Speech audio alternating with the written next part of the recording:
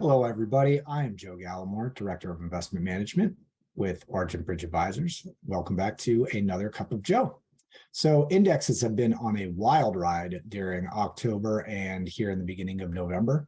U.S. equity indexes were up and down throughout October, but in the second half of the month, it showed a strong surge upward on the back of some resilient economic news and hopes that the Federal Reserve would indicate a change in their rate hiking policy, or at least mention evidence of motivation to do so. Thus, the S&P 500 index posted a return in the month of October of positive 8.1, and this makes it one of the best calendar months for that index since way back in the Great Depression. So far in November, stocks have resumed their choppy ways in response to the Fed's latest rate decision to hike interest rates 0.75% for the fourth time in a row.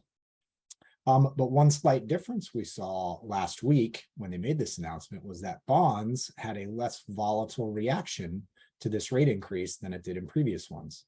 So hopefully this is a good indicator as we move closer to the end of this rate hiking cycle. Now, back to what we are doing on your behalf.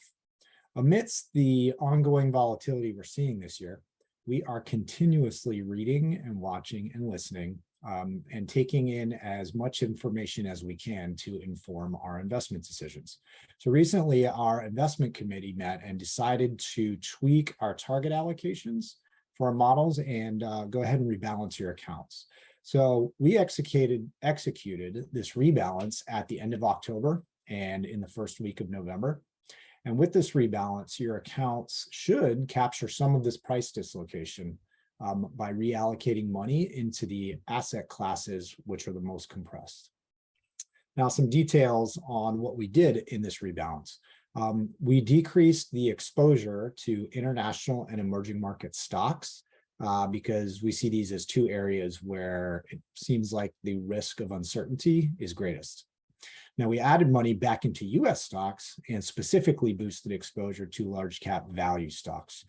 Now, the thought here is that large cap value stocks have historically outperformed better through recessions when compared to other stock subsectors. So if a recession does materialize, or even if these recessionary type moods keep playing tug of war with the market, it makes sense to us that we would see some outperformance from the large cap value area. Now, finally, within the bond portion, we also increased the allocation to strategic income strategies.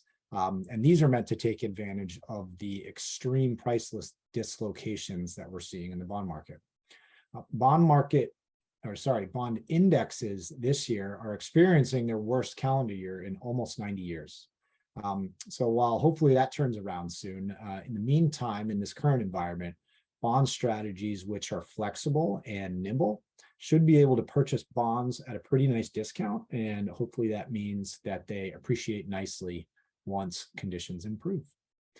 So that's just a friendly reminder of how we're actively managing your portfolios through this challenging year and helping you stick to your long-term investment plan. If you have any questions about anything or about this rebalance specifically, if you want to know any details or technicals, please feel free to reach out to me or reach out to any one of the advisors, and we will gladly provide clarity.